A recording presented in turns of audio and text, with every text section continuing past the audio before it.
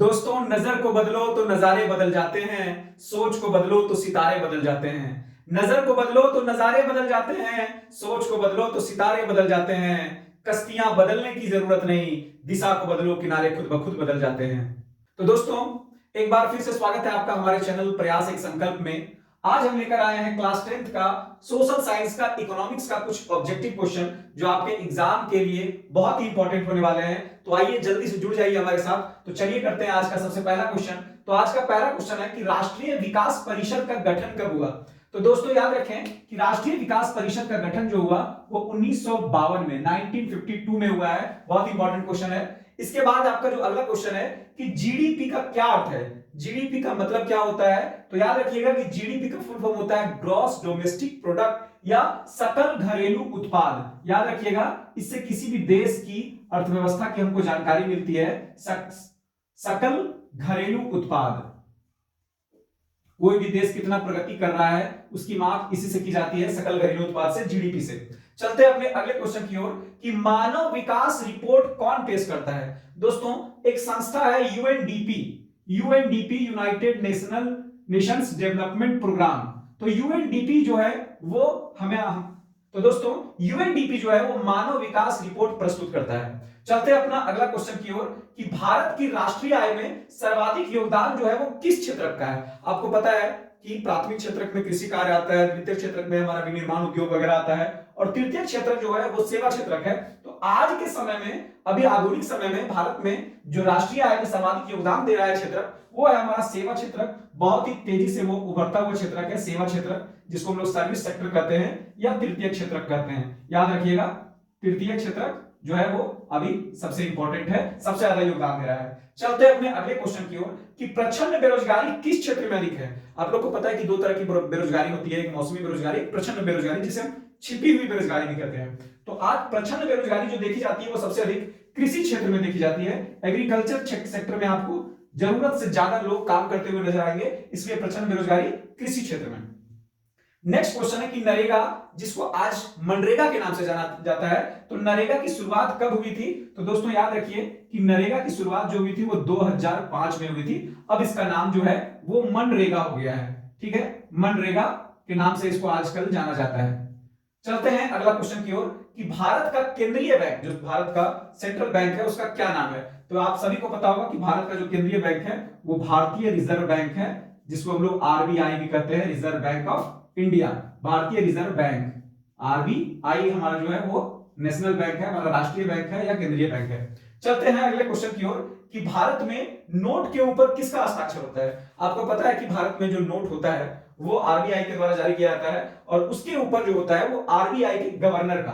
तो याद रखिएगा कि गवर्नर का उसके ऊपर हस्ताक्षर होता है। गवर्नर, आरबीआई का जो गवर्नर होते हैं उन्हीं का हस्ताक्षर होता है। इसके अलावा जो 1 रुपए, 2 रुपए, 5 रुपए के जो सिक्के होते हैं अथवा जो 1 रुपए का नोट होता है वो भारत का वित्त मंत्रालय के द्वारा उसको जारी किया जाता है, और उस पर वित्त मंत्री का 1 रुपए के नोट पर हस्ताक्षर होता है। चलते हैं अपने अगले क्वेश्चन की ओर कि ऋण का औपचारिक स्रोत क्या है। तो ऋण का जो औपचारिक स्रोत है दोस्तों वो आज के समय में व्यावसायिक बैंक है।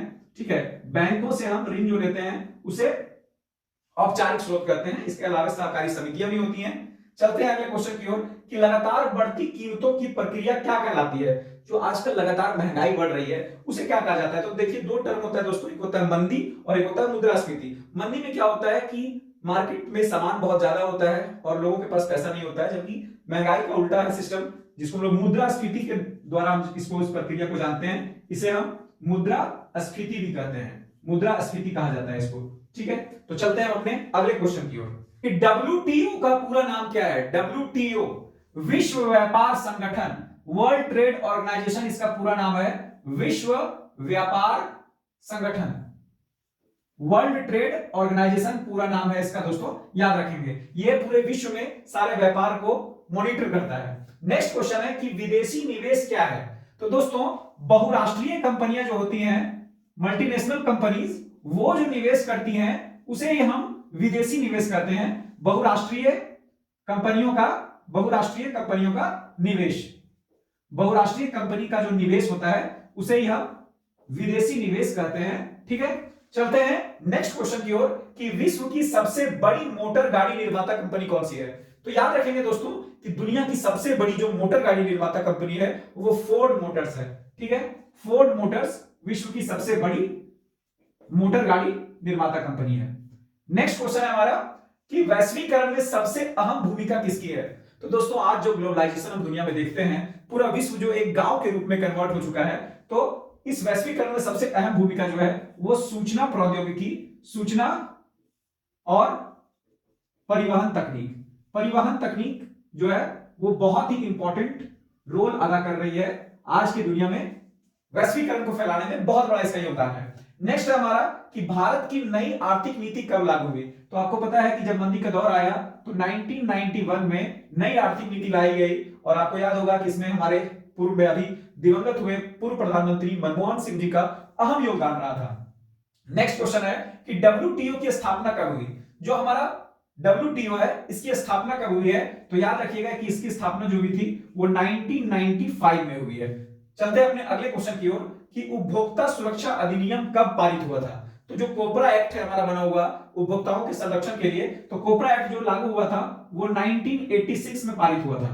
चलते हैं अगले क्वेश्चन की ओर कि अंतरराष्ट्रीय स्तर पर उत्पादों का मानक कौन तय करता है। पूरे अंतरराष्ट्रीय इंटरनेशनल लेवल पर जो कोई भी सामान का प्रोडक्शन होता है उसका मानक कौन तय करता है। तो याद रखिएगा उसके लिए एक संस्था है जिसे हम ISO कहते हैं। कोई भी सामान को जब तक ISO प्रमाणित नहीं करती है तब तक वो किसी देश में बिकने के लिए जा नहीं सकता है। नेक्स्ट क्वेश्चन है कि सूचना का अधिकार कब लागू हुआ। भारत में एक जो कानून है RTI जिसे हम लोग कहते हैं, राइट टू इंफॉर्मेशन एक्ट जो है वो कब आया था, तो अक्टूबर 2005 में आया था ये कानून। ठीक है, अक्टूबर 2005 में ये कानून आया था।